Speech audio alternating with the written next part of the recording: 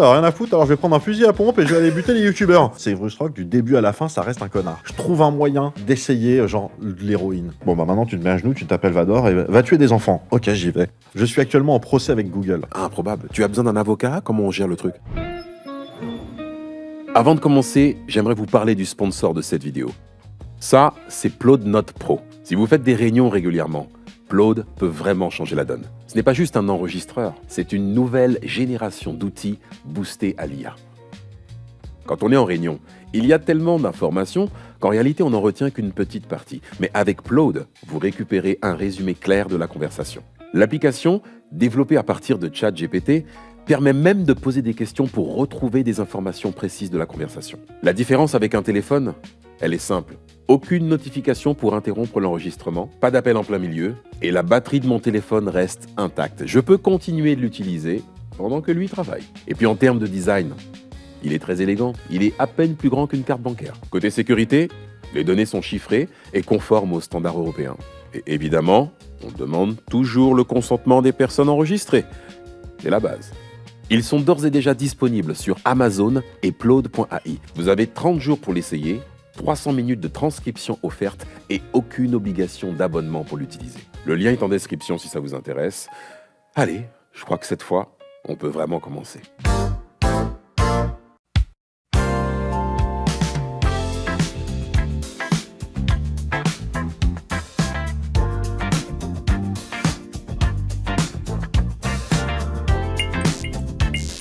Bonjour à tous et bienvenue dans Chronique and Friends, le podcast de Chronique Fiction. Ici, on parle cinéma dans l'univers Chronique Fiction avec des gens qu'on apprécie.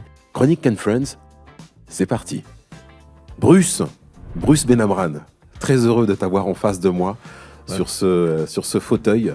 Merci, je suis ravi d'être là. Étant un fan de Chronique Fiction depuis un certain temps. On va pas commencer à parler d'années parce que sinon on va parler de mon âge, ça va me saouler. Ne t'emballe pas. De toute façon, on va développer sur ton âge et on développera même sur ton lien avec la chaîne. Est-ce qu'on développe maintenant sur ce décor ou pareil, on se dit qu'on reviendra dessus un petit peu plus tard? Ah mais c'est pas un décor, c'est un véritable bureau, voilà. Je suis absolument bluffé, bluffé. Si je peux faire tout de suite une parenthèse, je t'en prie. Franchement, à l'équipe qui met tout ça en place, moi, je trouve ça super, c'est vraiment génial, mais vraiment, vous faites chier. Alors que, c'est-à-dire qu'il y en a d'autres, ils mettraient juste 2 chaises, j'allais dire un caméscope, un téléphone, et puis ça y est, pour eux, ils ont leur podcast. Bruce, ici, tu es chez Chronique Fiction, et davantage Chronique and Friends. Tu sais qu'on aime mettre les moyens, tu sais qu'on aime aller au fond et au bout des choses. Donc voilà, en tout cas, bravo réellement à cette équipe qui a mis tout ça en place. Bruce, merci d'avoir accepté notre invitation. Le principe de ce podcast est assez simple. L'idée, c'est d'en apprendre un petit peu plus sur toi grâce aux thématiques de la chaîne. Donc, comme tu t'en doutes, on va parler de la mort, on va parler du mal, on va parler de la fin du monde, on va parler de liberté. Super. Et on abordera également quelques petits jeux pareils autour de cet univers cinéphile. Bruce, est-ce que tu es prêt? Bah alors j'étais prêt jusqu'à ce que tu me parles de mort, d'apocalypse. Oui, mais bon, qu'est-ce que tu veux? Comme je te le disais, il y a des petits jeux qu'on fera ensemble pendant cet entretien. Qui dit jeu dit souvent carte de jeu. Donc voilà, devant toi, tu as 3 cartes positionnées dans un ordre bien précis. Te donner rapidement la petite définition de chacune d'entre elles. Donc le Joker, écoute, on n'a rien inventé. Si tu me brandis la carte Joker, c'est que tu ne veux pas répondre à la question. Tu as à côté de toi, donc au milieu, la carte Kaiser Soze. Tu vas pouvoir mentir à cette question. D'accord, donc voilà, une possibilité aussi d'esquiver. Et puis le mec, tu poses une question, la réponse c'est oui et non, je sors la carte et je dis non, c'est un peu con en fait. Rassure-toi, il y a très peu de questions fermées. On est vraiment sur l'idée de pouvoir débattre ensemble. Et enfin, tu as la carte Tyler Durden. Tu as la possibilité de me retourner la question. Ah, d'accord. Tu les utilises absolument quand tu veux, ok? Mais une seule fois chacune. Une seule fois chacune, d'accord? J'apporte une précision quand même très importante. La dernière que je viens de te présenter, on ne l'aime pas beaucoup celle-là. Je ne l'aime pas celle-là, d'accord? Ok? Donc tu ne me retournes rien du tout. Moi j'ai assez travaillé. Tu réponds aux questions, point final. All right? Si tu me le permets, Bruce, je vais tout simplement te présenter. Tu t'appelles donc Bruce Benamran. Tu as une chaîne qui s'appelle Y Penser. Tu as lancé cette chaîne en 2013. Ton objectif, rendre la science accessible au grand public. Ta chaîne compte aujourd'hui environ plus d'1 million d'abonnés. Ton style mélange pédagogie, humour et référence à la pop culture. Avant YouTube, tu travaillais dans l'informatique. Aujourd'hui, tu es considéré comme l'une des figures importantes de la vulgarisation scientifique. Dis-moi si j'ai loupé quelque chose, si j'ai oublié quelque chose, ou peut-être souhaites-tu, Bruce, ajouter quelque chose? Non, bah, je pense qu'on aura après moi je suis passionné de cinéma et de musique, mais je pense qu'on aura l'occasion d'en parler. Mais c'est vrai que si je suis sur YouTube, c'est très précisément ce que tu as dit. C'est voilà, je fais de la vulgarisation scientifique en essayant d'être léger, de parler à tout le monde, d'être drôle si je peux l'être, et en faisant des références effectivement au monde réel et donc à la pop culture, plutôt que simplement de m'intéresser aux vieux textes, quoi, de manière générale.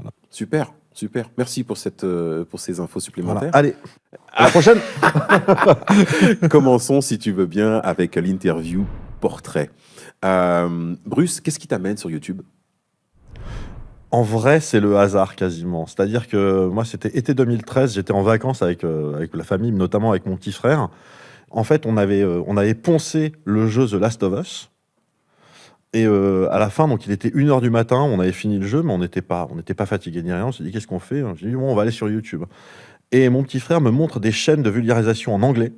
Ok. Donc chaînes Smarter Everyday, Vsauce, Veritasium, des chaînes comme ça. Et on en a regardé pendant, je sais pas, peut-être 4 heures d'affilée, quoi. C'est vraiment le jour se levait, on était encore dessus. C'est ce que j'allais te dire. Tu as vu le soleil débarquer à un moment donné dans le salon, quoi. Et à un moment donné, je dis, mais il y a des trucs en français? Et il a rigolé. Je dis, mais arrête de rigoler, on va voir s'il y a des trucs en français. Et on a cherché, on n'a rien trouvé en français. Je dis, ouais, c'est pas possible, on a toujours 10 ans de retard sur chier et tout. Et il m'a dit, mais au lieu d'ouvrir ta gueule, vas-y, fais-le, toi. Je dis, ouais. Tu l'as pris au mot. Ouais. Il me dit, non, vas-y, ouais. Je dis, ouais. Et 3 semaines après, je sortais mon premier épisode. Wow. Et finalement, c'était sympa. Il a fait 14 vues à l'époque, hein, tu vois. Ouais. Et du coup, je me suis dit, bon, c'était sympa, ça n'a pas pris trop de temps à faire. Bon, le résultat est dégueulasse. Hein. Ouais, mais piqué par le truc, quoi. Non, mais j'enregistrais le son avec le micro de la caméra, quoi. C'est un truc qu'il faut jamais faire. Ouais. C'était vraiment dégueulasse. Mais du coup, j'en ai fait une deuxième, une troisième. Et je crois qu'à partir du 3e épisode, j'ai commencé à avoir des vues de gens que je connaissais pas. Wow. Des gens que je connaissais pas qui mettaient des commentaires. Mais c'est-à-dire que j'avais ce réflexe-là de presque dire aux gens dans les commentaires, je disais, mais qui es-tu? Qu'est-ce que tu fais là, en fait? Et voilà. Et puis, quelle sensation ça t'a fait de savoir qu'il n'y avait pas juste les membres de la famille ou les amis proches, quoi? Alors ça, c'était marrant la première fois que j'étais passé les 1000 vues. Parce que je me suis dit, mais je connais pas 1000 personnes, en fait. C'est symbolique, ouais, bien sûr. Je connais pas 1000 personnes et c'est assez incroyable. Et ça prenait pas trop de temps sur mon boulot, donc je me suis dit, je vais continuer, on verra bien. Et voilà. Mais en gros, c'est arrivé parce que mon petit frère m'a dit, ouais, ça part d'un défi, quoi. Si ce jour-là, on avait cherché, on était tombé sur, je sais pas moi, sur la chaîne de Dr Nozman qui existait déjà, ou sur la chaîne de Axolot, qui existait aussi déjà depuis quelques semaines ou quelques mois. Il pensait n'aurait pas jamais. Non, jamais. On aurait dit, c'est chouette, il y a des chaînes en français, super. Ouais, pas besoin de se prendre la tête à créer le truc, quoi. De quelle vidéo t'es le plus fier? Il y en a plusieurs. Celle dont je suis le plus fier d'un point de vue technique, bon, maintenant elle a un peu vieilli, c'est la vidéo sur les faux souvenirs, où vraiment je m'étais emmerdé, mais c'est-à-dire qu'il y a plein de easter eggs, c'est-à-dire que même des fois je suis dehors et par exemple à un moment donné je passe devant un immeuble de la Défense, du quartier de la Défense à Paris, et j'avais changé l'ordre des fenêtres avec les volets fermés et volets ouverts pour mettre un code en binaire, ce genre de conneries, tu vois. Donc celui-là, je m'étais vraiment fait chier. Et là, j'étais assez fier de celui-là. L'autre vidéo dont je suis très fier aussi, c'est la vidéo 7 histoires extraordinaires, qui était une vidéo du 1er avril dans laquelle il y avait, je crois, 22 ou 23 caméos. C'est-à-dire que j'avais, à l'époque, tous les gens que je connaissais de YouTube étaient dedans.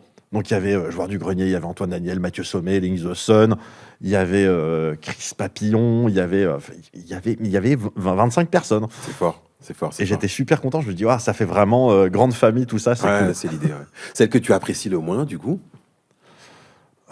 T'en as une où tu te dis, celle-là... Alors c'est mon épisode, je crois que c'est l'épisode 10, il me semble, c'est D'où vient le vent. Parce que le sujet est intéressant, mais je sais pas ce que j'avais fait avec le micro. J'avais dû enregistrer, apparemment il y avait un problème de phase ou je sais pas du quoi. vent dans le micro, quoi, j'ai envie de te dire. Non, c'est pas ça, c'est que en fait une espèce de souffle constant. Si tu l'écoutes alors je crois que c'est si tu regardes la vidéo sur un téléphone avec ou sans écouteur, je sais plus, il y a pas de son en fait. Ah, c'est embêtant. Pas de son du tout. C'est embêtant. Et la vidéo, en fait, j'ai laissé comme ça. Et régulièrement, je me dis, ce serait pas mal que je la refasse, quand même, que je refasse le son et tout. Et à chaque fois, je me flemme. Elle est de quelle année, cette vidéo? Celle-là, elle est de 2013 encore ou 2014. Wow. Hein, genre, okay. C'est vieux. Ouais, il y a peut-être moyen de faire une V2, quoi. Ouais, je pense que je pourrais. Qu'est-ce que tu penses de l'algorithme, Bruce? L'algorithme YouTube. Alors, on a combien de temps? J'adore. Alors, en Elle fait, pique, celle-là. non, mais je vais résumer ça assez simplement dès le début pour que tu vois à quel point on pourra en parler longtemps. Je suis actuellement en procès avec Google. Ah oui. Je fais moi un procès à Google, notamment à cause des histoires d'algorithmes. Improbable. Tu as besoin d'un avocat? Comment on gère le truc? Là, Parce qu'il faut. là, j'ai une team, en plus, ils sont très, très énervés. Donc c'est bien. Ok. T'hésites Mais- pas, hein, je te ouais. laisserai ma carte en faveur. Avec plaisir. Bah, on n'en est pas encore au pénal, mais si jamais. Waouh. Ouais, Non. donc on en est là, quoi. Et ouais, non, mais en Le fait, ce qui se sujet passe, est c'est que sensible. alors, il y a évidemment une nécessité qu'il y ait des algorithmes. C'est-à-dire que je crois que sur YouTube, il y a quelque chose comme 4000 heures de vidéos qui sont uploadées chaque minute dans le Improbable. monde. Enfin, on peut pas avoir des personnes qui 4000 gèrent ça. heures, tu dis, Ouais, chiffré, je sais, j'invente, hein, mais c'est cet ordre de grandeur-là. Bien C'est sûr, bien sûr. des millions de chaînes, des milliards d'utilisateurs. Je veux dire, c'est démentiel. Oui, bien sûr. Mais les algorithmes, d'abord, YouTube a beaucoup trop confiance dans ces algorithmes, les algorithmes qui font quand même des fois des choses. Ouais, je sais pas comment je peux résumer ça sans rentrer trop dans le détail, mais c'est que l'algorithme, en fait, factuellement est injuste. L'algorithme va te reprocher des choses sur ta chaîne qu'il ne reprochera pas à une chaîne qui est un peu plus partenaire. Je vois l'idée. Il va. Est-ce que c'est politique? Alors, il y a tout. En fait, Je- il y a toute une partie. Bah, par exemple, un exemple tout con, si tu veux, c'est que YouTube a évidemment des énormes partenariats avec les grosses majors de musique et les boîtes de prod de cinéma. Ce qui est logique. Je veux dire, Universal, Warner, Sony, tout ça. Ouais. Ce sont des gros partenaires parce qu'ils amènent un catalogue de 10 000 artistes et que les clips musicaux sur YouTube font des centaines de millions de vues. Où chacun y trouve son compte finalement. Voilà. Et donc, on leur passe plus de choses qu'à nous. Et ce qui se passe, c'est que à un moment donné, il y a des choses qu'on peut comprendre, qui sont des accords commerciaux, tout ça, puis il y a des choses qui sont juste pas faites, en fait. Et après, je trouve que l'algorithme a de plus en plus tendance. Moi, j'avais fait une vidéo sur ma chaîne sur l'origine de pourquoi est-ce qu'il y a tant de règles de censure sur YouTube. Donc la vidéo fait 2 heures, hein, préparer le popcorn. Et notamment, ce qui se passe, c'est que les algorithmes ont tendance à de plus en plus américaniser les valeurs, y compris en France. Et ça se ressent au niveau des gens qui se censurent eux-mêmes. Moi, je vois le nombre de vidéos aujourd'hui où les gens vont parler, y compris parler sérieusement de sujets graves comme le suicide, et les gens bipent. Ils bipent le mot suicide, ils bipent le mot mort, ils bipent... Je veux dire, mais Ok, attendez, les gars, tout de suite, il y a un. Ouais, doucement, ouais, quoi, ouais, en fait. ouais, C'est ouais. pas un gros mot. Bipez des gros mots si vous voulez, mais je veux dire, là, c'est des vrais... Quand tu veux faire une vidéo de prévention sur le suicide, si tu dois biper le mot suicide, il y a un problème. Oui, t'es un petit peu mort dans le film. Voilà. Et ça, ce qui se passe, c'est que... Et YouTube, on va être clair, c'est-à-dire que YouTube, eux, ils disent, mais attendez, c'est pas interdit, allez-y. Hein. Ouais. Mais les gens ont tellement compris que ça risquait de démonétiser les vidéos, de limiter la visibilité d'une vidéo, etc., qu'ils font super Ouais, gaffe à ce évidemment. sujet. Ils censurent un petit peu plus Ouais. que nécessaire. Bruce, tu me disais tout à l'heure que tu étais un grand cinéphile. On va passer à l'interview cinéma. On aimerait connaître davantage ton rapport avec le cinéma. Ouais. Bon, on commencerait par la question la plus simple. Ton film préféré? 2001. Voilà. C'est 2001, mais c'est une réponse un peu bateau. Mais d'un autre côté, il y a des raisons qui font que c'est une réponse un peu bateau. Après, moi, j'ai un rapport particulier à 2001.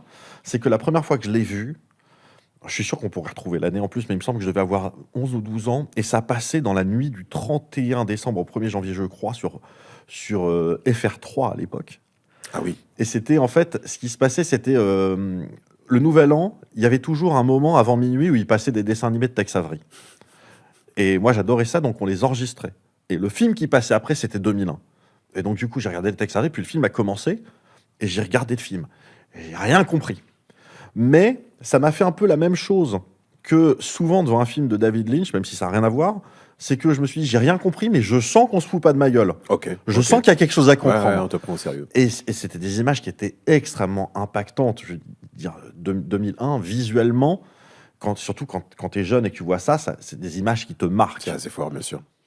Quel est le dernier film que tu as regardé, Bruce? Dernier film que j'ai vu au ciné, Ouais. c'est Les Cadors, le film de Jérémy Ferrari qui sort, là on tourne en mars, qui sort le 11 mars. Ouais, je sais pas à quelle date ça va passer, tout ça. Qui est... alors c'est particulier parce que moi, ce qu'il faut savoir, c'est que les comédies, déjà moi je vais peu au cinéma. Je vais de moins en moins au cinéma parce que j'aime de moins en moins en fait être avec du monde Ah, au c'est cinéma. marrant, ça faisait partie des questions que j'allais te poser un petit peu plus loin. Et quand il y a du bruit, quand il y a des gens qui sont sur leur téléphone, tout ça, Le popcorn et tout ce qui va ça avec, m'agace. je vois Et ce qui se passe, c'est que je veux pas non plus faire la police, genre ouais, je veux dire, si les gens, si c'est comme ça qu'on va au cinéma maintenant, je veux pas moi faire le vieux con qui dit ah taisez-vous. Et donc il y a déjà ça. Et deuxième truc, c'est que les comédies d'humoristes, en général, j'y vais à reculons parce C'est que je me dis particulier. ça va vraiment être à chier. Ouais. Parce que très souvent, c'est un gars qui prend un sketch qui a bien marché et il en fait un film, il l'étire pendant 1h30. Et ce film, alors c'est pas pour faire la pub, je suis pas sponsorisé, hein, mais j'ai rarement autant ri devant un film. Et j'y étais avec ma femme qui, elle, en plus, n'est pas du tout cliente. Et elle pleurait de rire. Elle pleurait de rire. Avec Laura Felpin, qui est incroyable. Est-ce que tu aimerais un jour, Bruce, réaliser ou jouer dans un film, si c'est pas déjà fait? Alors, réaliser un film, ça c'est très clairement mon rêve. Ok. Plus que la vulgarisation, plus que quand j'étais informaticien, c'était mon rêve. Le rêve ultime, c'est Mon rêve, quand la j'étais réalisation. adolescent, on va dire, c'était de réaliser un film. C'est la raison d'ailleurs pour laquelle je me suis mis à écrire des romans, c'est parce que je me suis dit, un film, c'est trop de logistique, de moyens, il faut de l'argent, il faut la confiance de plein de gens, il faut des équipes. Bien sûr, c'est beaucoup plus allégé quand tu as l'écriture d'un... T'écris un bouquin, si à un moment donné, il y a besoin qu'il y ait un tsunami qui rase l'île de France, bah t'écris. Le tsunami rasa l'île de France, puis j'ai fait. Ça s'arrête là. Si j'avais su dessiner, j'aurais fait de la BD, peut-être, tu vois. Bien sûr. Et voilà, moi, c'est mon rêve. Par contre, jouer dans un film, j'ai déjà fait. Ah, J'ai joué un rôle en plus qui était fondamental, c'était dans le film Le Visiteur du Futur, où je joue donc un personnage qui s'appelle Journaliste numéro 2, et qui a 2 répliques. tant qu'à faire. C'était en fait... Le boulot était déjà dans l'intitulé. Mais c'était en fait, ce film, c'était à l'époque du Covid. Et donc François Descraques, qui est un copain, et je savais qu'il tournait dans l'Est de la France. Je lui dis, mec, est-ce que je peux venir à une journée de tournage? Je veux dire, tu fais ton premier film cinéma, je veux voir ça. C'était un ami, ouais. Ouais, et il me fait, c'est pas possible à cause des contraintes Covid, on peut pas avoir des gens qui viennent. Ouais. Mais il me dit, si t'es ok d'être à l'image, tu peux venir en tant que personnage. Bien sûr. Et du coup, pendant la conférence de presse au début, je fais un journaliste qui a une question, genre, je sais plus, genre, quels sont vos liens avec Axomaco? Voilà, c'était ma scène. Combien de fois par mois tu vas au cinéma? Ah, mais je n'y vais pas une fois par mois. Genre, en moyenne, je vais peut-être 3 fois par an. Ah oui, on est d'accord. C'est déjà ce que tu me disais. Il y a 25 ans ou il y a 30 ans, je pouvais y aller 3 fois par semaine. Ouais. Et j'allais en général, et pareil, j'allais à la séance de 11h du matin. T'as clairement ralenti le move. Non, et puis maintenant, on a les DVD, les Blu-ray, donc on peut avoir des films de domicile. qualité chez soi, Bien avec sûr. une bonne télé et tout. Les plateformes et Voilà. tout ce qui te permet Ça change de la rester chez VHS. toi, La VHS, une fois que tu l'avais regardé 3 fois, bon, bah, le film était plus regardable. ouais. Mais moi, par exemple, c'est à l'époque, moi j'avais des stratégies. Quand je suis allé voir le Star Wars épisode 3, j'ai attendu le dimanche où il y avait sur les Champs-Élysées tout un événement pour la promotion de Paris 2024, mais à l'époque, je crois que c'était même pour Paris 2020, ou je sais plus, il y avait tout un grand truc sur les champs, et je suis allé à l'UGC Normandie qui était sur les champs, sachant qu'il n'y aurait personne à la séance de 11h du matin pour voir le film, on était 3 dans la salle. Là, je me suis dit, ah là, c'est bien. Et du coup, popcorn ou pas popcorn? Ouais, popcorn. Popcorn. Alors attention, la question qui suit, c'est vraiment celle qui va faire qu'on restera amis ou Sucré pas, ou toi salé? et moi. Sucré ou salé? Traditionnellement sucré, mais ça fait quelques temps que je prends salé. Je sais pas pourquoi. Bah, c'est l'âge qui monte. Ouais, peut-être. On a le même âge, hein. Peut-être. Ah, je suis pas très loin. Hein. Ouais. Ouais, c'est l'âge qui monte, il y a ce besoin de switcher vers quelque chose de différent. Et... Mais c'est vrai Enfin, moi, je mets ça sur le dos de... Voilà, Avant, j'étais très popcorn sucré. Ouais. Mais alors, aussi pour une raison simple, c'est que jusqu'à il y a pas si longtemps que ça, finalement, le popcorn sucré, c'était compliqué d'en faire chez soi. Alors que chez soi, tu prenais du maïs, tu le faisais sauter, tu mettais du sel, et puis ça y est, c'était un popcorn salé. Qu'est-ce qu'on a fait, ce truc? Bruce, Ouais. premier jeu ensemble, si tu veux bien. Allez. Ce jeu s'appelle le Recast. Je te le rappelle. Tu as toujours ces petites cartes devant toi. Tu es libre de les brandir à tout moment. Du jeu ou de l'interview, attention. Hein. Je te donne un nom de personnage. Tu me dis par qui ce personnage aurait pu être joué. Ouais. Ok? Ok. T'es chaud? Vivant, mort, on s'en fout. C'est ton imaginaire et c'est ton Mais imagination. une personne réelle. Une personne réelle. Je veux pas si tu me dis Kaiser Soze, je vais pas te répondre Batman. Non. L'idée, c'est vraiment d'avoir Ok. un recast par un acteur Allons-y. connu, mais pas forcément vivant. Iron Man. Ah! C'est compliqué parce que Robert Downey Jr., c'est véritablement Tony Stark, quoi. Maintenant, Iron Man, il y a beaucoup de gens qui ont pensé Tom Cruise. C'est vrai que Tom Cruise aurait pu le faire dans les années 90. Ouais. Le Tom Cruise des années 90 Le aurait pu Tom le faire. Cruise ouais, Ouais, celui je des pense. années 90. Ouais. Ok. Jack Dawson. Jack Dawson de Titanic. Titanic, absolument. Magnifiquement interprété par Leo DiCaprio. Bah oui. River Phoenix l'aurait bien fait s'il n'était pas décédé. Ouais. Ouais. Ok. Je pense que River Phoenix aurait pu faire plein de rôles qui ont été joués ensuite par DiCaprio, en vrai. Yes. Yes, absolument. Rocky Balboa. Ah putain, tu me prends des trucs qui sont tellement iconiques. Et en plus, moi, je vais jouer le jeu, c'est-à-dire que je vais pas répondre Pedro Pascal à chaque fois pour faire la blague de Pedro Pascal est partout. Rocky Balboa, Travolta jeune. Ah. Travolta à l'époque de La Fièvre du samedi soir, tout ça. S'il aurait pu le jouer. Ouais, je visualise. Ouais. Terminator. Terminator, il peut y en avoir plein. Mais après, c'est que moi, j'aurais aimé un Terminator qui soit beaucoup plus fluide, beaucoup plus humain, qui ait beaucoup moins l'air d'une machine D'être la comme pouvait machine, faire ouais. Schwarzenegger. Tu vois, genre un mec comme Edward Norton en Terminator, tu vois, ça aurait été super étrange, en fait. On l'aurait pas senti venir. Ou Bryan Cranston. Ah, je vois l'idée, ouais.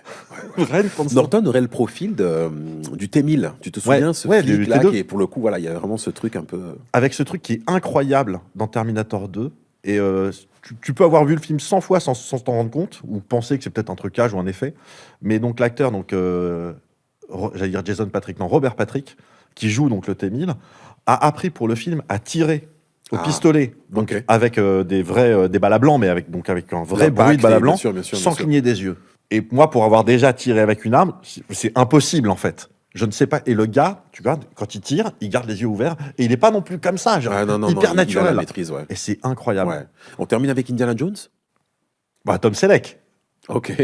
Puisque à la base, c'était prévu Tom Selleck. Donc ça aurait été incroyable. Maintenant, si on devait refaire aujourd'hui un Indiana Jones, c'est un peu tard, mais le Chris Pratt avant qu'il devienne célèbre des Gardiens de la Galaxie, tout ça, il aurait pu faire un Indiana Jones. Il aurait été un peu différent, Je suis fan. mais ça aurait pu, quoi. J'adore. Bruce, je sais que tu es un grand fan de la chaîne Chronique Fiction. Et une fois encore, je te remercie vraiment d'avoir répondu présent à notre invitation. Plaisir. Est-ce qu'on passerait pas à l'interview Chronique Fiction, tout simplement? Ça fait combien de temps, toi, que tu connais cette chaîne? Oh, ça va être difficile à dire. C'est en année, ça c'est sûr. Ouais. Je crois que je connaissais déjà avant de déménager sur Strasbourg. Maintenant, vous allez me dire, mais non, ça n'existe pas depuis aussi longtemps ça. Donc ça voudrait dire que ça fait 8 ans. C'est possible ou pas? Non. Non. Impossible. Alors 6 ou 7 ans, quoi. Je veux dire, mais c'est pas plus jeune que Ok, ça. donc c'est concrètement dès le... Quasiment. 7 ans. Ouais, donc ça peut-être 6 ans, quoi. Voilà. Ok. J'ai pas vu épisode 1. Mais quand j'ai découvert, il n'y avait pas non plus. C'était à peu près le début. Donc, tu es le premier abonné de la chaîne. Et il y avait de mémoire, enfin à l'époque où moi j'ai découvert, il y avait de mémoire que 2 personnages. Il y avait le coroner et l'avocat, je crois. Ah, l'avocat, il arrive un peu après. Hein. L'avocat, si je dis pas de bêtises, on est sur fin 2001. Fin 2021. 2021. Tu me fais peur. 2021, pardon. Ok, ouais, donc ça peut-être qu'il y avait ferait déjà... que 5 ans. Non, ça doit faire déjà 6 ans. Mais on est je d'accord, pense. Prédicateur et la serveuse, c'est après. Oui, ça arrive après. Voilà, donc moi, totalement. moi, je me rappelle quand j'ai découvert avec coroner et avocat. Est-ce que tu pourrais me dire quel est ton épisode préféré de la chaîne? Alors, oui, je peux le dire, ça n'y a pas de problème. Pour une raison un peu particulière, c'est parce que je l'ai découvert en salle. C'est l'épisode 7.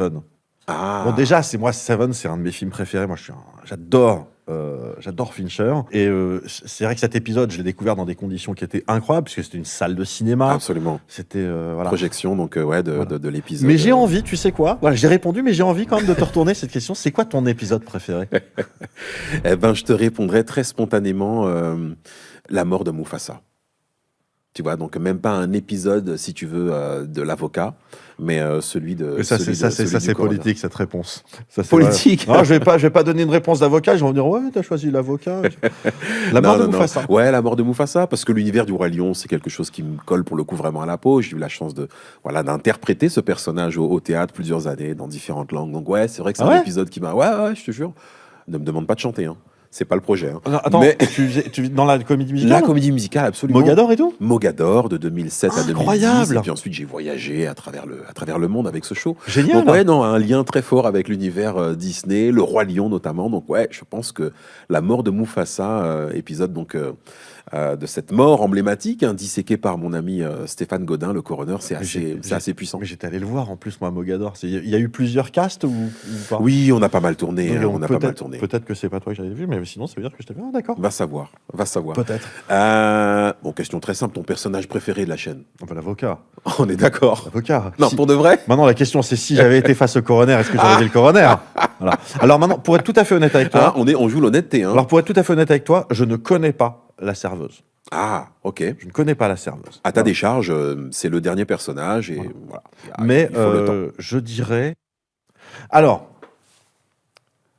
je préfère le contexte du coroner. Ok. Mais je préfère les épisodes de l'avocat. Mais je pense que c'est plus les thématiques, en fait, qui me plaisent plus. L'idée d'être autour du mal et de défendre les grands mais le coroner, à chaque fois qu'il est avec le cadavre, ça, il y a un contexte et puis surtout, moi qui fais des vidéos sur YouTube, qui vois que c'est sur YouTube, c'est pas un truc qui a été fait pour la télé et qui passe sur YouTube, je me dis, oh, les mecs se sont fait chier. On se tape. D'où ce fameux décor. Tu vois. Bah oui. On se bat. Proposer vraiment le meilleur à nos abonnés. Non, mais vous faites bien. Quel personnage tu aurais aimé jouer? Le prédicateur. Ah. J'aurais aimé avoir des saillies à gueuler, faire des trucs comme ça, je pense. T'enflammer dans des longs prêches. Voilà. Mais encore une fois, je connais pas la serveuse. Si ça se trouve, je me dirais, le diner, ce serait cool quand même. Passe un truc avec la serveuse, ouais. Mais voilà, mais un personnage qui n'existerait pas, moi j'aurais bien fait la balance en prison. Tu sais, le prisonnier qui raconterait, tu sais, qui parlerait en fait de son voisin de cellule pour dire alors je peux vous balancer, en fait il a fait ci, ça, etc. Il y aurait un truc marrant, tu vois. Tu réponds tout simplement à ma dernière question, tu vois, qui était celle de savoir si éventuellement un nouveau personnage apparaîtrait sur la chaîne. Et ben écoute, merci pour cette réponse. Un thème un petit peu plus glauque, j'ai envie de dire. Voilà, enfin autour de la mort au cinéma. Ouais. On l'a appelé l'interview coroner. Quelle mort t'a le plus marqué, Bruce, au cinéma? La mort qui m'a le plus marqué au cinéma, c'est... Alors, du coup, je suis désolé parce que ça spoil, mais c'est un film qui a au moins 20 piges, donc on va dire... Normalement, okay. oui, on est sur un spoil. C'est la mort de Kevin Costner dans Un monde parfait. Celle-là, c'est... rien que d'y penser, je suis pas bien déjà. C'est celle-là, chaque fois que je la vois, chaque fois je pleure. Elle te chamboule. Ah ouais. C'est pas la plus belle mort que j'ai vue au cinéma. Non, c'est celle qui... Parce qu'en plus, elle est annoncée. C'est-à-dire que les premières images du film... C'est t'as Kevin Costner qui est allongé dans l'herbe comme ça et tout.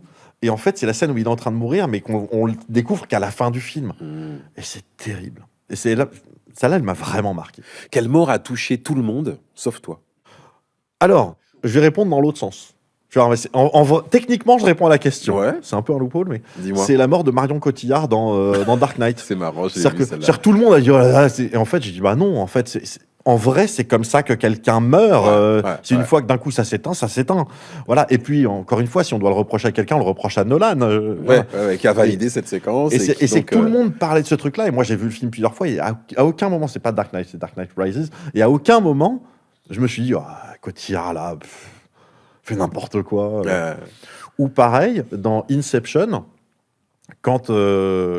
c'est un truc aussi dont je parle dans une de mes vidéos, c'est quand le van tombe dans l'eau. En réalité, les gens, ils zappent complètement, mais DiCaprio, à ce moment-là, il meurt. Il se noie, en fait. Dans le rêve, mais il se noie pour aller descendre dans les limbes, etc. Bien sûr. Et je lui dis, en fait, tout le monde s'en fout. Personne ne se dit, mais il est mort, là. Quel personnage, Bruce, n'aurait jamais dû mourir? Alors, il y en a plusieurs. Alors, moi, c'est... Le premier qui te vient. Alors, le premier qui me vient, alors que c'est un film, on va dire, c'est un film un peu mineur, c'est le personnage de Kaya Scodelario dans le 3e volet du film Le Labyrinthe. Tu vois, et en fait, elle meurt sans aucune raison. Et j'avais pas envie qu'elle meure. Et j'ai dit non, voilà, fais chier. Mais sinon, après, il y a plein de personnages où tu te dis, il n'y avait pas besoin qu'il meure, là, c'est bon. Et du coup, à contrario, quel personnage aurait absolument dû mourir? Là, ça va être plus compliqué. Je vais mettre de côté tout de suite les comics, enfin les adaptations de comics, parce que c'est un peu la norme. On ne tue jamais, par exemple, Batman, il va pas tuer le Joker, tout ça. Dans un film, en plus, ça m'est déjà arrivé de me dire, mais lui, pourquoi? Mais non, faut pas l'arrêter maintenant, faut lui mettre une balle dans la tête, et ensuite une deuxième, puis une troisième, puis voilà. Faut s'acharner un peu. Là, j'ai pas de réponse. Pas de souci. Tu sais quoi, voilà, du coup. Allez hop, tout simplement. Joker. T'aurais pu la garder pour plus tard, mais. Non, mais je veux pas. Je joues l'honnêteté. Voilà. Allez hop, carte Joker qui saute. Et donc, il me reste Kaiser Soze, c'est Je mens, c'est ça? Exactement. Ok. Bruce, on va parler de ta propre mort à toi. On l'a appelé l'interview mortelle. Bruce, quelle est pour toi la pire façon de mourir? Waouh. La pire façon de mourir? Quelle est la pire façon de mourir, Bruce? Oh putain, mais il y en a tellement. La pire. Mais très sincèrement, même à mon pire ennemi. Je sais pas ce qu'il y a de pire entre brûler vif ou être malade et souffrir pendant des années avec aucune chance de quoi que ce soit. C'est-à-dire que dès le début, tu sais, c'est terminé. Ouais. Maintenant, c'est une question de temps. Wow. Et le truc qui dure des semaines. Tu vois, je sais pas ce qui est pire. Ok. Mais je pense, mais spontanément, je dirais ouais, ça doit se jouer entre brûler vif ou noyer. De quelle façon tu te vois mourir? Alors, la phrase n'est pas de moi, mais c'est d'une crise cardiaque à 115 ans dans les bras d'une meuf, assassinée par un mari jaloux. Ok. Voilà. Non, de quelle façon je me vois mourir? Sincèrement, le seul. Non, mais pourquoi pas? Enfin, non, mais sincèrement, non, parce que ça, c'est formulé. Autre chose. Sincèrement, j'espère juste le voir venir, en fait. Ah, ok. J'espère le voir venir suffisamment pour pouvoir dire au revoir aux gens, pour pouvoir préparer. Je voudrais pas passer sous un bus, même si c'est immédiat, pas de souffrance ni rien. Je préfère avoir un peu mal et avoir le temps de voir venir. C'est poétique, malgré tout. Pas trop longtemps, la souffrance, si possible, mais voilà. Ok, je vois l'idée. La dernière phrase que tu souhaiterais prononcer. Attends, j'aimerais bien faire un truc ultra énigmatique. La dernière phrase, juste avant de mourir. Ah, mais en fait, j'ai compris, il fallait... Et là, tu laisses ton peuple sur cette phrase un peu en stand-by. En vrai, je sais pas, tu vois. Après, ça dépend avec qui je suis, mais j'espère avoir un mot d'amour pour mes proches, tu vois, genre partir sur un truc, genre et un truc rassurant, tu vois, un truc même limite en mentant un peu, en disant, je vois ce qu'il y a après, en fait, c'est cool. Très fort. Tu vois, un truc comme ça. Mais j'espère juste que ce sera pas un truc con. Je vois l'idée. Mais vous inquiétez pas, ça va passer. C'était ses derniers mots. C'était ses derniers mots. Alors, tu parlais d'un mot d'amour pour tes proches. Qu'est-ce que tu souhaiterais qu'on dise de toi à ton enterrement?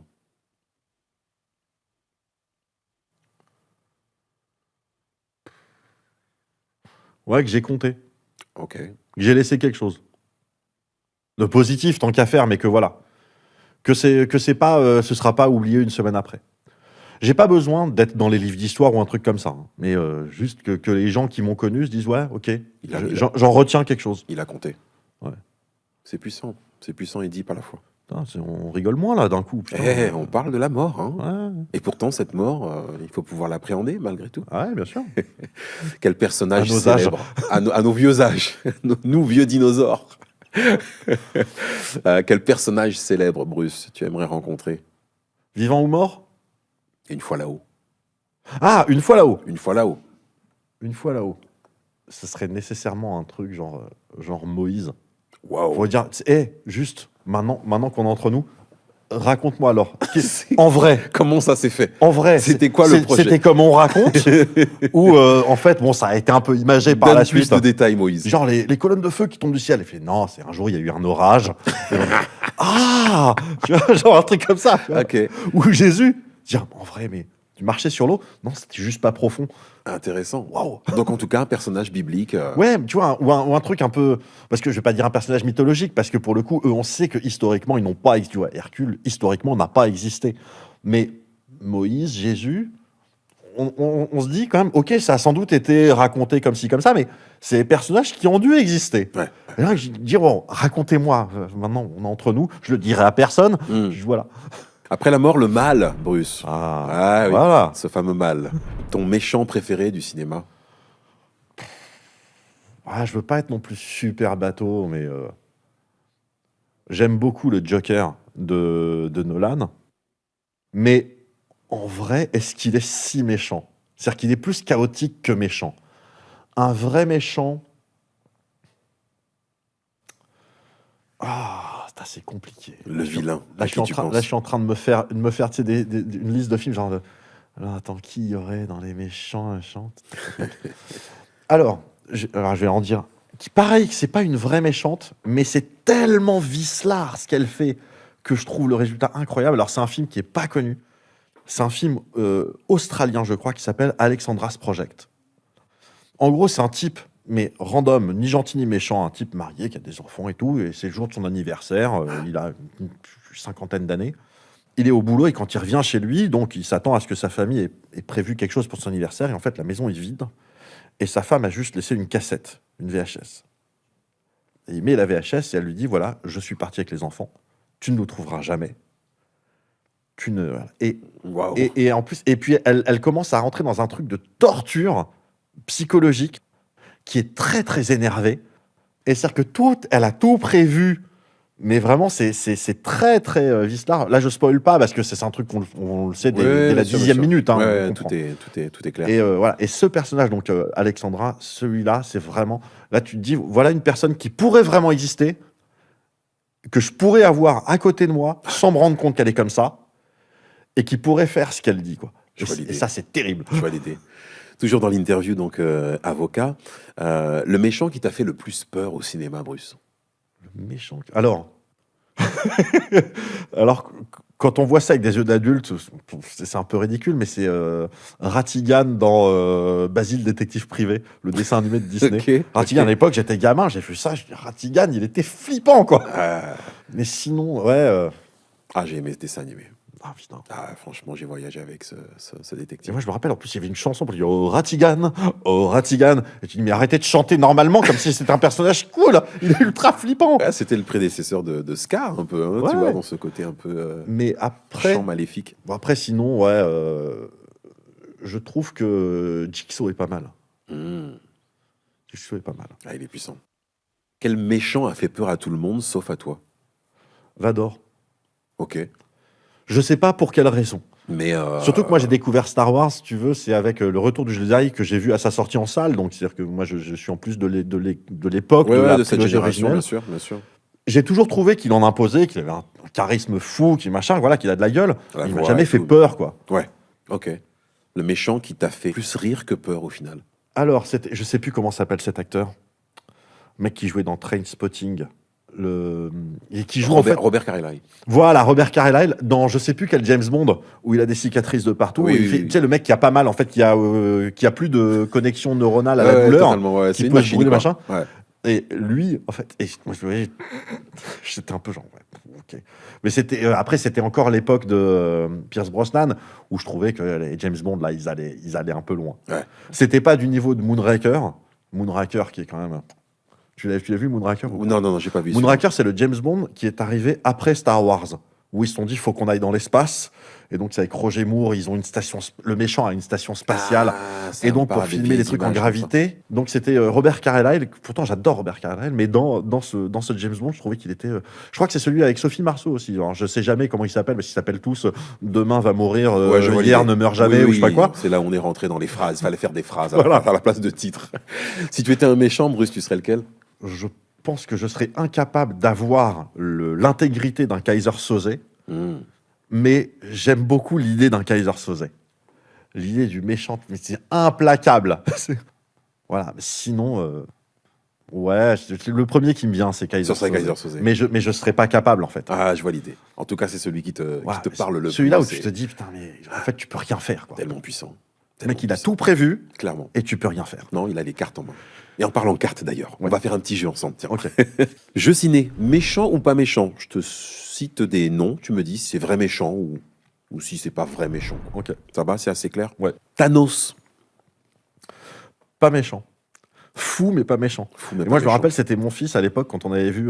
Il était gamin en plus à l'époque, on avait vu un Infinity War. Il a dit, mais je comprends pas, pourquoi est-ce que Thanos il claque pas plutôt des doigts pour doubler les ressources de l'univers? J'ai dit, ouais.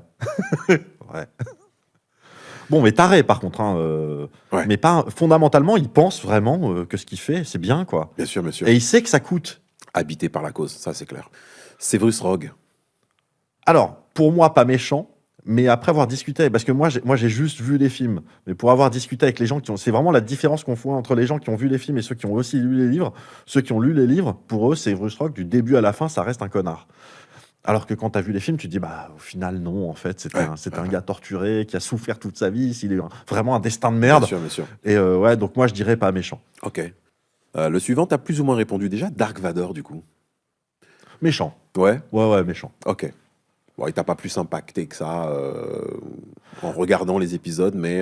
Après, moi, j'ai franchement pas été emballé par la façon dont il switch de Anakin à Vador dans l'épisode 3 en 3 secondes. Ouais. C'est là, bon, bah maintenant, tu te mets... Ouais, j'ai tué un mec, bon, bah maintenant, tu te mets à genoux, tu t'appelles Vador et va tuer des enfants. Ok, j'y vais. Non. Mais voilà, mais méchant pour le coup. Ouais. Ok. Scar, pour finir. Méchant. Ouais. Ouais, méchant. Très bien.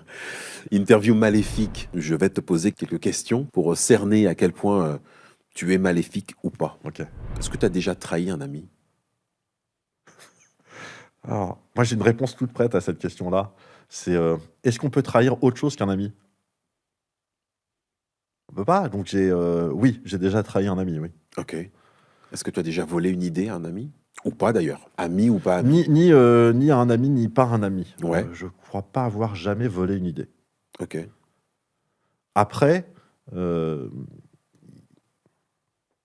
c'est très difficile de répondre de façon catégorique là-dessus parce que je sais que je suis imprégné par... Je prends un truc tout con, c'est que je me suis rendu compte que il y a eu toute une phase de la chaîne Y Penser où je reprenais vraiment des intonations d'Alexandre Astier.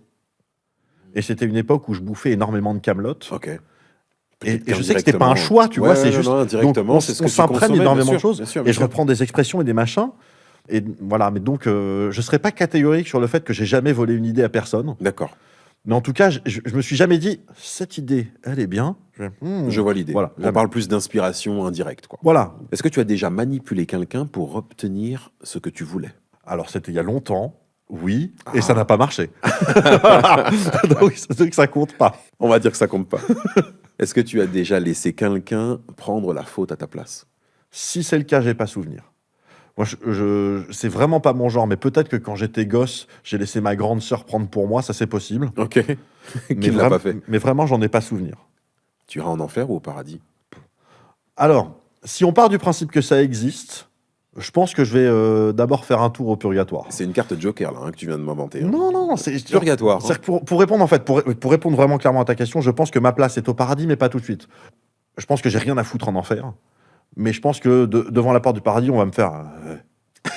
Quand même. Eh, Quand même. c'est vraiment pour pas t'envoyer là-bas, parce que voilà, mais. Ok. Ok. Bruce, on va passer au dilemme moral. Moi, je vais préparer Kaiser Soze. La fameuse mallette. On va essayer de sonder davantage un petit peu plus ton âme. Est-ce que tu es prêt? Allons-y. Je suis sûr que non, mais allons-y. Allez, c'est parti. Tu trouves une mallette. Ouais. Cette mallette, elle est pleine de billets. Ouais. Tu fais quoi? Est-ce que j'ai un quelconque moyen sur la mallette de savoir à qui ça appartient? Est-ce qu'il y a... Tu brûles les étapes. Pas pour le moment. Parce que moi, tu ne sais absolument pas à qui, d'où elle vient, ce qu'est ou quoi ou qu'est-ce. Tu trouves cette mallette, elle est pleine de billets. T'en fais quoi? je prends. Tu prends la mallette. Je prends. Ok. Si j'ai rien qui me cherche, juste vraiment, c'est juste du pognon, c'est juste un sac de pognon en Ouais. fait. Moi, je prends. Tu le prends. Voilà. Maintenant, tu découvres que cette mallette, elle appartient à ton pire ennemi. À mon pire ennemi. À ton pire ennemi. Moi, je garde. J'adore. Non, L'honnêteté du gars. parce qu'on imagine, attends, pire ennemi, c'est pas juste un mec que j'aime pas, c'est vraiment, c'est le mec, le monde serait mieux sans lui, C'est tu le vois. méchant. C'est Ouais, vraiment ouais. le méchant de ta vie. Je garde. Tu gardes. Limite, Ok. je mets un peu de côté pour monter une association contre le mec. Tu vois. Tu découvres que cette mallette appartient à un narcotrafiquant. Oh putain, je garde le pognon et je me débarrasse vite de la mallette. Au cas où. Au cas où, petit tracker. Ouais, au cas où, je fais super gaffe. C'est-à-dire que là, en fait, j'aurais pas peur de garder le pognon, j'aurais peur qu'il remonte jusqu'à moi. Tu décides de prendre l'argent, Oui. mais quelqu'un frappe à ta porte le soir même. Tu ouvres ou pas? J'ouvre, oui, mais tu sais, je mets la petite chaînette. J'ai pas la petite chaînette, mais j'ai la petite chaînette. Oui, c'est à quel sujet? La livraison, oui, pizza, Uber Eats. Mais je vais pas commander, je comprends pas. Ok, très bien. Passons, si tu le veux bien, Bruce, à l'interview prédicateur. Quel est ton film post-apo préféré? Bah pareil, ça va pas être très très inventif, mais je vais dire Mad Max 2. Ok. Ça fait longtemps que je l'ai pas vu d'ailleurs. Faudrait que je le revoie. Lequel de ces films post-apo te semble le plus crédible? Mad Max 1. Hmm. Mad Max 1, je On pense y que est. Mad Max 1, je pense qu'on n'est pas loin. Tu as Fury Road, il y a de la marge encore. Ok. Ok. Mais Mad Max 1, on n'est pas si loin en vrai. Il suffirait de pas grand chose. Sinon, il y a aussi le film. Alors, c'est pas vraiment post-apo. C'est plus apo. C'est le film Contagion. Putain, et moi, ce film, en plus, c'est un film que j'ai découvert, mais genre 4 mois avant le Covid. Il existait déjà depuis 2-3 ans, je crois. Mais, je le vois quand on commençait à parler d'un virus en Chine et tout. Ouais. Le symbole est fort. Et c'est vraiment, c'était un coronavirus qui se transmet, les gens meurent. Enfin, Ouais, non, flippant. Waouh. Tu te dis, ok, on y est, quoi. Dans quel film post-apo tu survivrais le mieux? Là, c'est compliqué aussi. Parce que je pense que dans les films post-apo, de toute façon, l'espérance de vie, ça se mesure plus comme maintenant, quoi. Non, l'échelle est différente. Je pense tout de même dans l'univers Mad Max. Parce que les seuls autres auxquels je pense, c'est tout de suite des trucs de zombies ou des trucs d'hiver nucléaire. Ouais, Soleil donc là, vert, ça- peut-être, tu vois, aussi. Ouais, Soleil vert, peut-être que je vivrai plus longtemps aussi. super. L'interview suivante s'appelle l'interview Fin du monde. La fin du monde, Bruce, c'est dans combien de temps pour toi? Alors, tout dépend ce qu'on appelle fin du monde. Scientifiquement, la fin du monde, c'est quand le Soleil va tellement grossir, va devenir une géante rouge et il va absorber la Terre, en fait. Il va devenir plus grand, son rayon va devenir plus grand que l'orbite de la Terre. Ok. Mais donc ça, je crois que ça doit être dans 3 ou 4 milliards d'années, donc on a un peu le temps de voir venir. Selon les textes messianiques, c'est pour bientôt. C'est-à-dire que moi, je connais des gens, premier degré, qui te disent, et c'est ce que je vais dire est absolument exact, c'est pas la réalité, mais il y a des gens qui me disent ça, ils me disent que c'est jeudi de la semaine prochaine. Ok. Ah ouais, c'est-à-dire qu'il y a des gens pour qui tous les signes sont là, ça y est, maintenant c'est dans 8 jours, quoi. Ok. Et Est-ce qu'on est sur l'ordre du complotisme? ah non, Non, c'est non. les gens, c'est juste des croyants qui sont sur des textes où ils disent, il y a marqué ça, il y a marqué ça, il y a marqué ça, ça correspond à ça, et on y est, quoi. Ok. Moi, je pense que la fin du monde, malheureusement, ça risque de ressembler un peu à une fin du monde à la Interstellar, avant qu'ils partent, avant qu'ils quittent la Terre. C'est-à-dire qu'un truc vraiment qui part en poussière, en fait. Ok. C'est un truc que les gens n'ont pas nécessairement en tête, mais dans Interstellar, la poussière, en fait, c'est quasiment des cendres de gens, en fait. C'est que tout va s'éteindre tranquillement, en fait. À moins qu'il y ait une immense guerre et qu'il y ait des bombes qui pètent de partout, ce qui est jamais exclu, Bien sûr, je bien pense sûr. que la fin du monde, ça va pas être un truc brutal, ça va être un truc... Ok. Ouais. Tout en apesanteur. Et ça, c'est un truc, si ça arrive, ça peut très bien arriver dans les 100 prochaines années. Justement, il te reste un mois avant la fin de ce monde. C'est quoi ta to-do list? Alors, là, ce serait très compliqué pour moi. Je pense que je tiendrai, mais ce serait très compliqué pour moi Pas prêt pour la prochaine question. de pas faire des trucs qui seraient vraiment interdits. Tu vois, ce serait, tiens, il y aura fin du monde dans un mois. Bon, bah, allez hop, on va aller prendre un fusil à pompe. Et on va aller, tu vois, tu vois, genre, imagine, si tu te dis, ouais, dans un mois, c'est terminé. Tu te dis, bon, bah, voilà, le gars, là, qui était clairement coupable de, je sais pas, de viol, de meurtre, de machin, mais qui s'en est sorti pour Tu des vas le raisons régler. X, Y. Tu te dis, Il n'y a plus rien à perdre. allez, tu vois. Mais bon, Et- quoi qu'il arrive, il sera plus là dans un mois. Voilà, mais Tu tiendrais quand même à... c'est ça, mais en vrai, du coup, je pense que s'il n'y aurait plus qu'un mois, ouais, je pense que je resterai avec mes proches et tout. Puis on trouverait peut-être le moyen aussi de faire une espèce de capsule temporelle, tu vois. Sur un mois? Oui, c'est d'essayer de mettre des trucs et d'enfouir dans le sol. Alors, sauf si on nous dit que dans un mois la Terre explose, si tu veux, mais de dire voilà, on va mettre des souvenirs, des machins dans une boîte qu'on va aller enterrer en espérant que quelqu'un le découvre un jour, tu vois. Mais voilà, je pense que ce serait, il y aurait une ambiance étrange. Fin du monde dans une semaine. Fin du monde dans une semaine, là, je pense que je barricade la baraque. Je pense qu'on fait des courses pour tenir une semaine et on barricade la baraque. Parce que là, Ok. pour éviter qu'il y ait quelqu'un d'autre qui se dit « Oh, dans une semaine, rien à foutre, alors je vais prendre un fusil à pompe et je vais aller buter les youtubeurs. » Pas Tu vois mal. Je suis genre, non. Tu protèges. Non, c'est-à-dire que fin du monde dans une semaine, je pense que ce serait un tel bordel. Parce que les gens feraient n'importe quoi. Ouais. C'est sûr et certain. Ah, surtout si la nouvelle est annoncée. Voilà, si c'est annoncé et qu'il y a... On peut rien y faire, c'est comme ça. Ouais, astéroïde, il fait 400 km, il est là, il vient vers nous. Hein, c'est comme ça, on pourra rien faire. Je pense que ce serait tellement le bordel. Ouais, je pense que je barricade la famille à l'intérieur avec une semaine de bouffe. Fin du monde dans une heure. Fin du monde dans une heure. Là, je me mets sur un transat avec des lunettes noires en attendant que ça vienne, tu sais. Et tu sais quoi, je trouve un moyen. Alors, c'est sale ce que je vais dire. C'est très sale ce que je vais dire. Je trouve un moyen d'essayer, genre, de l'héroïne. ou du crack ou de la, Ah ouais, de la coke. tu pars Moi, vraiment dans... j'ai jamais pris de drogue, tu veux. Je pense que le seul truc que j'ai fait, c'est peut-être fumer un spliff, tu vois. Mais j'ai jamais pris de truc. Et t'as des gens qui t'en parlent comme si c'était un truc qui t'ouvrait. Ouais, Genre... un truc de ouf, quoi. Donc, quand je trouverais quelqu'un qui a du LSD ou quelque chose, je me dis, voilà, il n'y a pas un médecin qui va me dire, attention, c'est mauvais pour la santé. Tu vois, rien à foutre. Voilà. Et là, voilà. Et je partirais dans un trip 1 heure. C'est-à-dire que là, 1 heure, je peux même pas rejoindre ma famille, tu vois. Ils sont à 2 heures de train. En fonction, Donc, ok, tu vois, là. ok. Donc là, c'est 1 heure, juste aller. On va essayer de se faire un énorme kiff, et puis voilà. Et puis on en a, ouais. Qui causera tort à personne. Et tout s'éteint là, quoi. Voilà. Extraordinaire. Merci pour ton honnêteté, ton franc-parler. Et c'était ma carte Kaiser Soze, je précise. Ok. Bien vu. C'est important de le préciser. Il a utilisé l'avant-dernière carte, la Kaiser Soze. Est-ce qu'on passerait pas à l'interview serveuse de Diner, Bruce? Question autour des road movies. Ah, avec plaisir. Quel est ton road movie préféré? Putain, j'aurais dû potasser, en fait. Mon road movie préféré. Est-ce que c'est déjà le type de film que tu regardes de façon... J'aime bien les road Ouais. movies. J'aime pas tous les road movies. Alors, le premier qui me vient, en plus, c'est pas du tout mon préféré. C'est Jay et Silent Bob contre-attaque, qui est techniquement un road movie.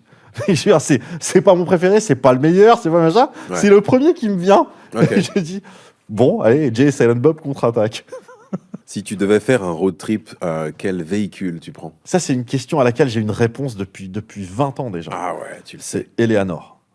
Ok. Eleanor. Donc, Mustang, Shelby 500 GT 1967, édition 2019, qui est cirque dedans, c'est modernisé et tout. Ah ouais, c'est précis de fou. Cette bagnole, mais j'en rêve tellement. Ok. C'est vraiment, pour moi, c'est la plus belle voiture au monde. Parfait. Ça, Bon, voilà. alors du coup, on te donne une cabriolet, nous, avec le plein. Quelle destination tu prends? En partant d'ici, en partant de région parisienne, ou je peux partir de n'importe où. Tu pars d'où tu veux.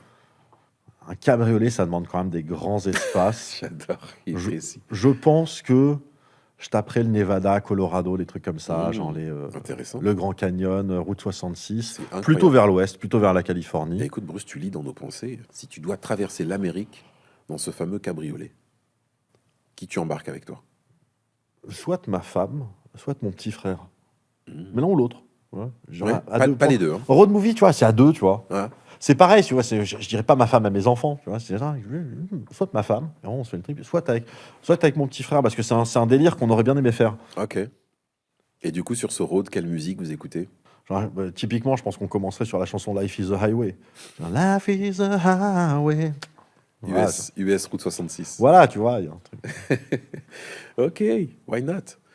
L'interview nouveau départ. Je vais te poser des questions autour d'un éventuel nouveau départ. Tu me dis comment tu te situes par rapport à tout ça. Tu dois tout quitter et refaire ta vie. Tu emmènes quoi? Oh, putain. On aime. Donc, on part du principe que je dois abandonner les miens, hein. On est d'accord. Tu emmènes quoi? On est vraiment sur du matériel. Alors, ça va être très étrange comme réponse. C'est la tienne. Dans les années 80, il y avait un dessin animé qui s'appelait Ulysse 31. Et Ulysse, il y avait son grand vaisseau qui était l'Odysseus, et il avait un vaisseau qui était en 3 parties, qui s'appelle Dardos, enfin je sais plus comment il s'appelle les 3 parties.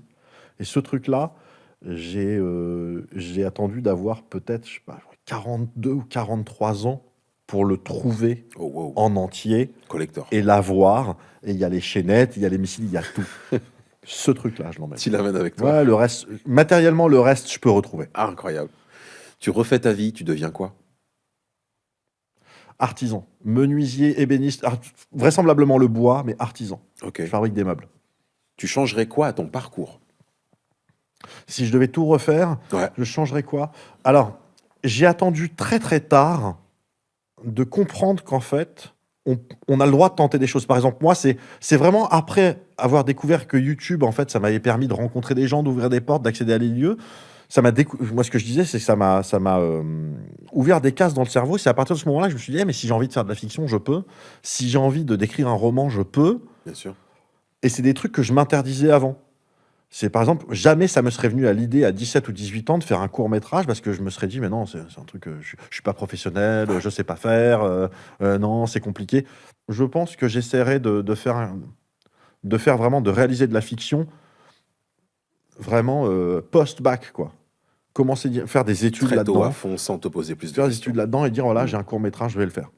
Voilà. Okay. Et je vais trouver des potes, on n'a pas d'argent, c'est pas grave, on va tourner ça dans la cuisine de chez ma tante. En tout cas, on fait. Voilà, on fait. On fait. Tu changerais quelle réponse parmi toutes celles que tu m'as données?